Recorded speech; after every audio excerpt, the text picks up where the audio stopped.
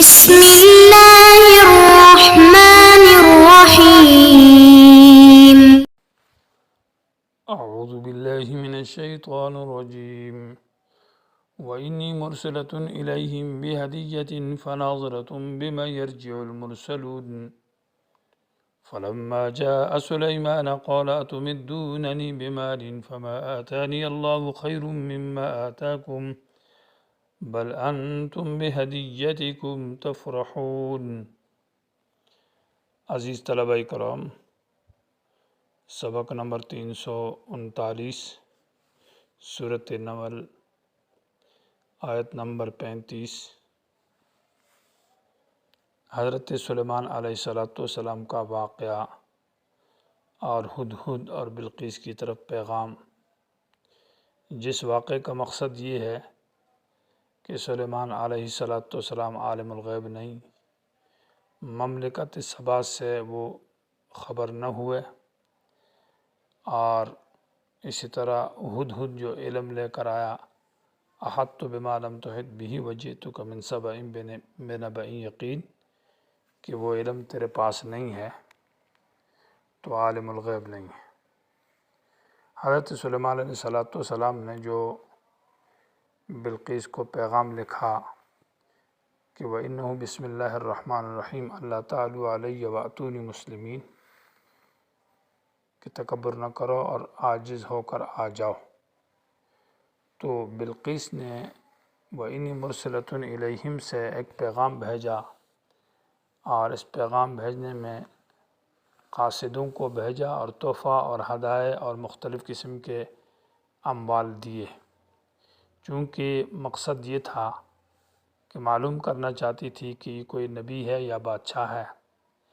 جو شخص اسلام کی بات کرتا ہے تو آیا یہ اس بات میں مخلص ہے، مال کی وجہ سے، پیسے کی وجہ سے اپنا موقف اور اپنا دعویٰ اور اپنی بات چھوڑ دیتا ہے، یا کہ برحق پیغمبر ہے جس کے ہاں مال اور دنیا کی کوئی قدر قیمت نہیں ہے، بلکہ وہ اصل اپنی بات پر آئے گا۔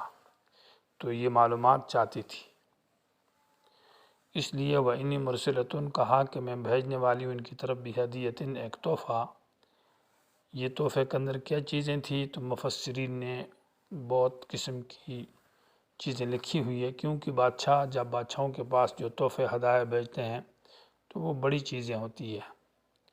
فَنَاظِرَةٌ تو پھر میں دیکھتی ہوں، یعنی انتظار کرتی ہوں کہ بِمَا يَرْجِعُ الْمُرْسَلُونَ، قاصدوں کو کس طرح واپس کیا جاتا ہے، وہ کس طرح واپس کیا جواب لے کر آتے ہیں۔ فَلَمَّا جَاءَ سُلَیمان، جب آیا وہ قاصد سلیمان علیہ السلام کے پاس، قال تو حضرت نے کہا أَتُمِدُّونَنِی بِمَالٍ، تم میرا تعاون کرتے ہو، مدد کرتے ہو مال کے ذریعے۔ مال حقیر چیز ہے، مال کی کیا وقت ہے اور کیا قدر، انبیاء کے ہاں تو دنیا کی کوئی قدر قیمت نہیں تھی۔ فما آتانی اللہ خیر مما آتاکم، بس وہ مال جو اللہ نے مجھے دیا ہے وہ بہتر ہے اس سے جو تم کو اللہ نے دیا ہے۔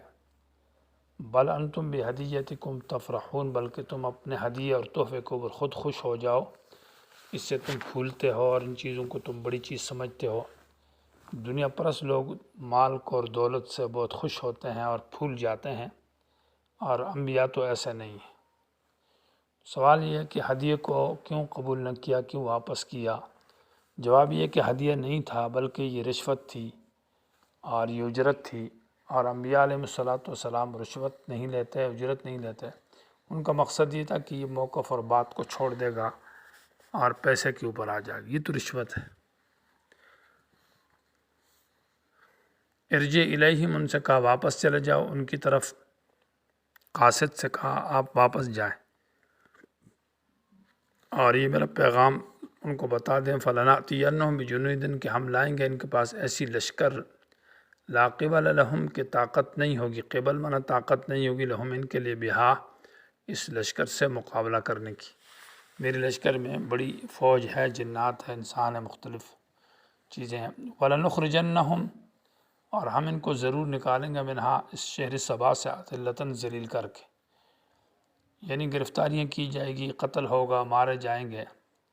وَهُمْ صَاغِرُونَ، اور یہ ذلیل ہوں گے، رسوا ہوں گے، معنی یہ ہے کہ ان کو قید میں ڈالا جائے گا، غلام بنایا جائے گا۔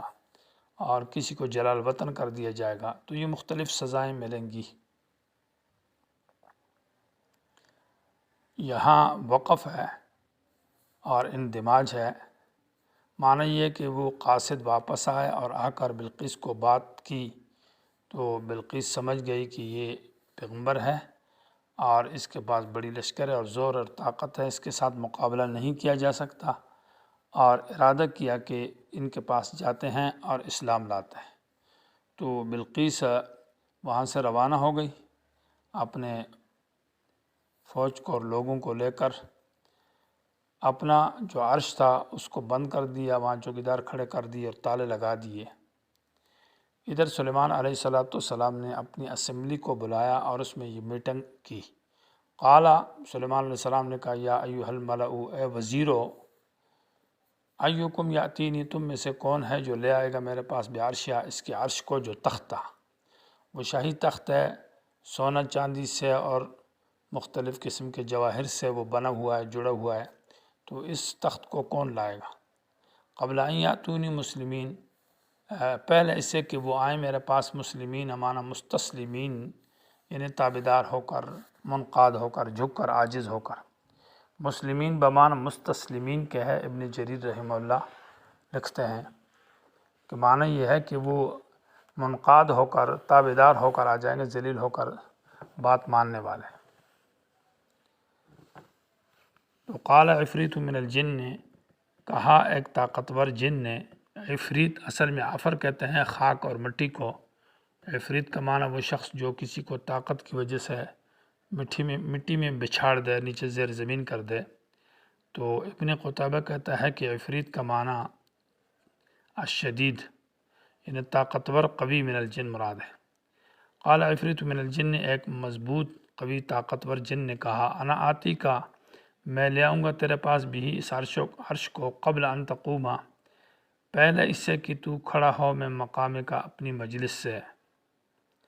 سلیمان علیہ السلام کی جو مجلس وہ ظہر تک مجلس لگتی تھی، یہاں ان تقوما میں مقام سے مراد وہ مجلس نہیں ہے کہ تو بیٹھا ہے تو کھڑا ہو جائے، یہ معنی نہیں ہے، بلکہ صبح سے جو ظہر تک عدالت لگتی تھی اور جس میں فیصلے ہوتے تھے اور ظہر کو چھٹی ہوتی تھی، تو معنی یہ ہے کہ عدالت سے فارغ ہونے کے وقت تک میں یہ تخت لے آؤں گا، اتنے وقت لگیں گے، 3-4 گھنٹے مثال۔ وَإِنِّي عَلَيْهِ لَقَوِيٌّ، اور میں اس کام کے اوپر طاقت والا ہوں، امین، امانت دار ہوں، معنی خیانت بھی نہیں کروں گا کہ اس میں کوئی چاندی یا جواہر یا کوئی قیمتی پتھر سے چرا لوں، چوری کر لوں، ایسا نہیں کروں گا۔ سلیمان علیہ السلام، قال الذی، کہا اس شخص نے، عندہ کہ اس کے پاس ہے، علم من الکتاب، کتاب کا علم، انا آتی کا کہ میں لاؤں گا یہ تخت بھی تیرے پاس، قبل ان یرتد الیک طرفک، اس سے پہلے کہ تیری نظر تیری طرف واپس جائے، یعنی آنکھ جھپکنے سے پہلے میں لاتا ہوں۔ یہ کون سا شخص ہے کہ الذی عندہ علم من الکتاب، جس کے پاس کتاب کا علم ہے اور جو آنکھ جھپکنے کے برابر تخت اور عرش کو لائے گا؟ تو ایک قول اس میں یہ ہے کہ یہ آصف بن برخیہ ہے جو وزیر سلیمان ہے، اور اس کے پاس اسم اعظم تھا، اور یہ گوئے کہ اس کی کرامت ہے اور ولی تھا، اور حضرت سلیمان کا صحابی ہے، تو اس کی کرامت یہ نبی کا معجزہ ہے۔ دوسرا قول یہ ہے کہ الذی عندہ علم من الکتاب سے جبرائیل مراد ہے، جس کے پاس کتاب کا علم ہے، تو جبرائیل نے یہ بات کہی۔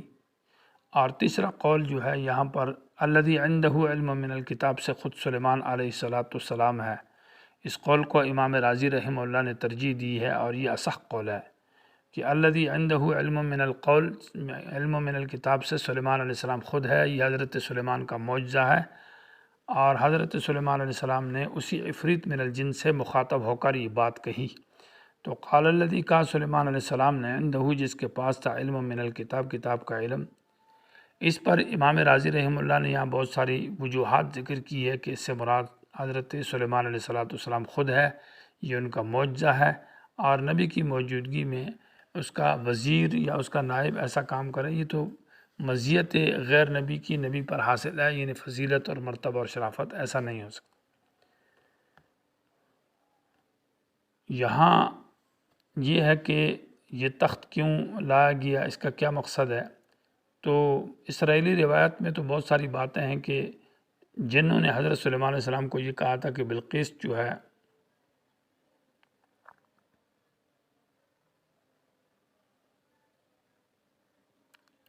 فلما رآہ مستقرا عندہ، جب دیکھا اس کو یعنی اس عرش کو، یعنی یہاں پر وقف ہے کہ سلیمان علیہ السلام کا معجزہ تھا، وہ عرش وہاں سامنے آ گیا اور لے آئے۔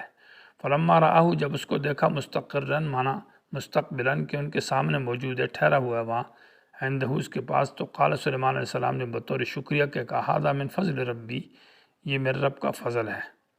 انا آتی کا بھی میں تفسیر ابن جریر رحمہ اللہ لکھتے ہیں کہ یہ حضرت سلیمان علیہ السلام جو تخت کو اس طرح لے آئے، تو یہ دلیل ہے حضرت سلیمان علیہ السلام کی نبوت کی دلیل ہے اور اللہ کی توحید کی دلیل ہے۔ آپ کے نبوت کے صدق کی دلیل اور نبوت ہے دلیل ہے کہ اللہ تعالیٰ قادر ہے۔ اور انا آتی کا میں جو نسبت ہے، یہ نسبت مجاز ہے، مانا میں لاؤں گا، مانا اصل میں اللہ لا رہا ہے۔ ھذا من فضل ربی، یہ میرے رب کا فضل ہے اور اللہ نے یہ احسان کیا۔ لیبلونی، اللہ میرا امتحان لیتا ہے، اشکر کہ میں اللہ تعالیٰ کی نعمتوں کو پر شکریہ ادا کروں، ام اکفر یا ناشکری کروں۔ ومن شکر، اور جو بھی شکر ادا کرتا ہے تو فإنما یشکر لنفسی، وہ شکر کرتا ہے اپنے نفس کے فائدے کے لیے۔ ومن کفر، جس نے ناشکری کی، فإن ربی غنی کریم، تو میرا رب بے پرواہ ہے، کریم عزت والا ہے۔ کریم مانا صاحب شرافت اور سخاوت والا ہے۔